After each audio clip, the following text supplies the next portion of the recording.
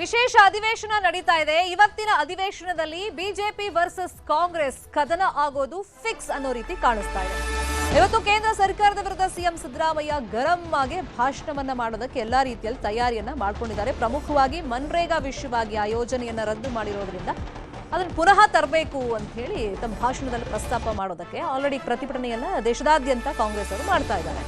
ಇನ್ನು ಸಿಎಂ ಭಾಷಣದ ಡೈವರ್ಟ್ಗೆ ಬಿಜೆಪಿ ರಣತಂತ್ರವನ್ನ ರೂಪಿಸಿದೆ. ಮನ್ರೇಗಾ ವಿಚಾರಕ್ಕೆ ಕೌಂಟರ್ ಕೊಡೋದಕ್ಕೆ ಬಿಜೆಪಿನೂ ಸಿದ್ಧತೆ ಮಾಡಿದೆ. ಯಾವ ತರ ಅಂದ್ರೆ ಅಬಕಾರಿ ಸಚಿವರ ರಾಜೀನಾಮೆಗೆ ಒತ್ತಾಯಿಸಿ ಧರಣಿಯನ್ನ ಮಾಡೋ ಮುಖೇನ ಆರ್ಬಿ ತಿಮ್ಮಾಪುರ್ ರಾಜೀನಾಮೆಗೆ ಒತ್ತಾಯಿಸಿ ಬಿಜೆಪಿ ಹೋರಾಟಕ್ಕೆ ಸಿದ್ಧತೆ ಮಾಡಿಕೊಂಡಿದೆ. ಅಬಕಾರಿ ಲೈಸೆನ್ಸ್ ಲಂಚದ ದಾಖಲೆಯನ್ನ ಮುಂದಿಟ್ಟು ಬಿಜೆಪಿ ಚರ್ಚೆಯನ್ನ ಮಾಡೋದಕ್ಕೆ ತಯಾರಿ ಮಾಡಿಕೊಂಡಿದೆ. ಬೇರೆ ಇಲಾಖೆಗಳಲ್ಲಿನ ಭ್ರಷ್ಟಾಚಾರದ ಬಗ್ಗೆನೂ ಕೂಡ ಸದನದಲ್ಲೇ ಪ್ರಸ್ತಾಪ ಮಾಡೋದಕ್ಕೆ ಪ್ಲಾನ್ ಮಾಡಿಕೊಂಡಿದೆ ಬಿಜೆಪಿ. ನಾಳೆ ಅಥವಾ ಶುಕ್ರವಾರ ಅಹೋರಾತ್ರಿ ಧರಣಿಗೂ ಕೂಡ ಬಿಜೆಪಿ ಅವರು ತೀರ್ಮಾನವನ್ನ ಮಾಡಿಕೊಂಡಿದ್ದಾರೆ. ಇದೇ ವಿಚಾರವಾಗಿ ಇನ್ನಷ್ಟು ಡೀಟೇಲ್ ಆಗಿ ಇನ್ಫಾರ್ಮೇಶನ್ ಅನ್ನ ಕೊಡ್ತಾ ಹೋಗೋದಕ್ಕೆ ನೇರ ಸಂಪರ್ಕದಲ್ಲಿ ಕನೆಕ್ಟ್ ಆಗಿದ್ದಾರೆ ನಮ್ಮ ಪೊಲಿಟಿಕಲ್ ಬ್ಯೂರೋ ರಿಪೋರ್ಟರ್ ಕೃಷ್ಣ. ವಿಶೇಷ ಅಧಿವೇಶನ ಕೇಂದ್ರ ಸರ್ಕಾರದ ವಿರುದ್ಧ ಇವತ್ತು ಚಾಟಿ ಬೀಸುವಂತ ನಿಟ್ಟಿನಲ್ಲಿ ಸಿದ್ದರಾಮಯ್ಯ ಅಂದ್ರೆ ಕಾಂಗ್ರೆಸ್ನ ಪ್ಲಾನ್ ಏನಿದೆ, ಇದು ಕೌಂಟರ್ ಕೊಡೋದಕ್ಕೆ ಬಿಜೆಪಿ ಪ್ಲಾನ್ ಹೇಗಿದೆ? ಕೇಂದ್ರ ಸರ್ಕಾರವನ್ನ ಟೀಕಿಸುವಂತಹ ಗವರ್ನರ್ ಭಾಷಣ ಏನಿದೆ, ಅದು ಗವರ್ನರ್ ಎಲ್ಲೋ ಒಂದ್ ಕಡೆ ಅದರಿಂದ ಪಾರಾಗಿದ್ದಾರೆ ರಾಜ್ಯ ಸರ್ಕಾರ ತಂತ್ರಗಾರಿಕೆಯಿಂದ. ಈಗಿರ್ತಕ್ಕಂಥದ್ದು ಮುಖ್ಯಮಂತ್ರಿಗಳು ಈಗ ಕೇಂದ್ರ ಸರ್ಕಾರವನ್ನು ಟಾರ್ಗೆಟ್ ಮಾಡುವಂತಹ ಭಾಷಣವನ್ನು ಕೂಡ ಮಾಡಬಹುದಾಗಿದೆ. ಹಾಗಾಗಿನೇ ಈ ಒಂದು ಭಾಷಣವನ್ನ ಡೈವರ್ಟ್ ಮಾಡುವಂತ ನಿಟ್ಟಿನಲ್ಲಿ ಕೂಡ ಬಿಜೆಪಿ ಈಗಾಗಲೇ ತಂತ್ರಗಾರಿಕೆಯನ್ನು ಮಾಡಿರುವಂತದ್ದು. ಇವತ್ತು ಬಹುಶಃ ರಾಜ್ಯಪಾಲರ ವಂದನಾ ನಿರ್ಣಯದ ಬಗ್ಗೆ ಚರ್ಚೆ ಕೂಡ ಆಗುತ್ತೆ. ಅಲ್ಲಿ ಪ್ರತಿಪಕ್ಷ ನಾಯಕರು ಕೂಡ ಎಲ್ಲೊಂದ್ ಕಡೆ ರಾಜ್ಯ ಸರ್ಕಾರದ ನಡೆ ಮತ್ತೆ ಗವರ್ನರ್ಗೆ ಅಗೌರವ ತೋರಿದ ಶಾಸಕರ ಅಮಾನತಿಗೆ ಆಗ್ರಹಿಸಿ ಎಲ್ಲೊಂದ್ ಕಡೆ ಪ್ರತಿಪಕ್ಷ ನಾಯಕರು ಭಾಷಣ ಮಾಡುವಂತ ಸಾಧ್ಯತೆ ಕೂಡ ಇದೆ. ಮತ್ತೆ ಅದರ ನಂತರವಾಗಿ ಮುಖ್ಯಮಂತ್ರಿ ಸಿದ್ದರಾಮಯ್ಯ ಕೂಡ ವಂದನಾ ನಿರ್ಣಯದ ಮೇಲೆ ಉತ್ತರವನ್ನು ಕೊಡುವಂತ ಸಂದರ್ಭದಲ್ಲಿ ಕೇಂದ್ರ ಸರ್ಕಾರದ ಯಾವ ರೀತಿಯಾಗಿ ರಾಜ್ಯಕ್ಕೆ ಅನ್ಯಾಯ ಮಾಡಿದೆ ಮತ್ತೆ ನಿರ್ಲಕ್ಷ್ಯವನ್ನು ತೋರಿದೆ ಅನುದಾನದ ವಿಚಾರದಲ್ಲಿ ಮತ್ತೆ ಬೇರೆ ಬೇರೆ ಯೋಜನೆಗಳಾಗಿರ್ಬೋದು ಮತ್ತೆ ಕೇಂದ್ರದ ವಿಬಿಜಿ ಯೋಜನೆಯನ್ನ ತಂದಿರತಕ್ಕಂಥ ನಡೆ ಆಗಿರ್ಬೋದು, ಇದೆಲ್ಲದನ್ನು ಕೂಡ ಕಟುವಾಗಿ ಟೀಕಿಸುವಂತ ನಿಟ್ಟಿನಲ್ಲಿ ಕೂಡ ಮುಖ್ಯಮಂತ್ರಿಗಳು ತಂತ್ರಗಾರಿಕೆಯನ್ನು ಮಾಡಿದ್ದಾರೆ. ಮುಖ್ಯಮಂತ್ರಿಗಳು ಈ ರೀತಿ ಅಂತ ಹೇಳಿಕೆ ಕೊಟ್ಟಂತ ಸಂದರ್ಭದಲ್ಲಿ ಸಹಜವಾಗಿಯೇ ರಾಜ್ಯ ಬಿಜೆಪಿ ಮತ್ತೆ ಹೈಕಮಾಂಡ್ ಬಿಜೆಪಿಗೆ ಕೂಡ ಎಲ್ಲ ಒಂದ್ ಕಡೆ ದೊಡ್ಡ ಮಟ್ಟದ ಮುಜುಗರ ಆಗುವಂತ ಸಾಧ್ಯತೆ ಇದೆ. ಈಗ ಮುಜುಗರದಿಂದ ಪಾರಾಗುವಂತ ನಿಟ್ಟಿನಲ್ಲಿ ಬಿಜೆಪಿ ನಾಯಕರು ಕೂಡ ತಂತ್ರಗಾರಿಕೆಯನ್ನು ರೂಪಿಸಿರುವಂತದ್ದು. ಅಬಕಾರಿ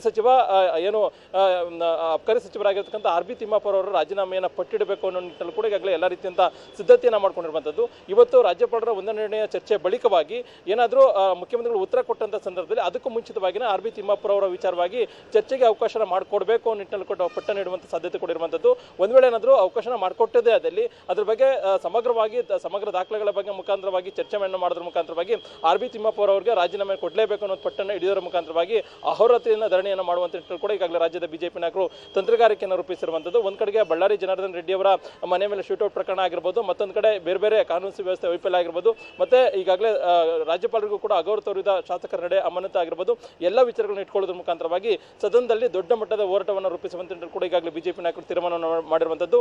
ನಿನ್ನೆ ನಡೆದಂತ ಸಭೆಯಲ್ಲೂ ಕೂಡ ಒಂದು ವಿಸ್ತೃತವಾಗಿ ಕೂಡ ಚರ್ಚೆ ಕೂಡ ಮಾಡಲಾಗಿದೆ.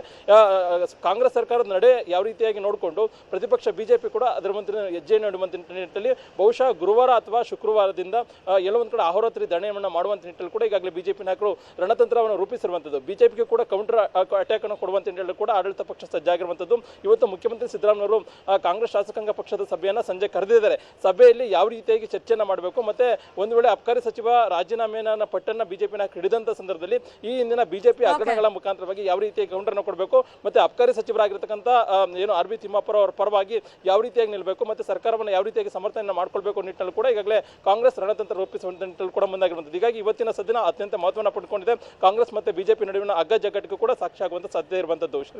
ಫಾಲೋ ಅಪ್ ಮಾಡೋ ಸುದ್ದಿನ thank you so much Krishna.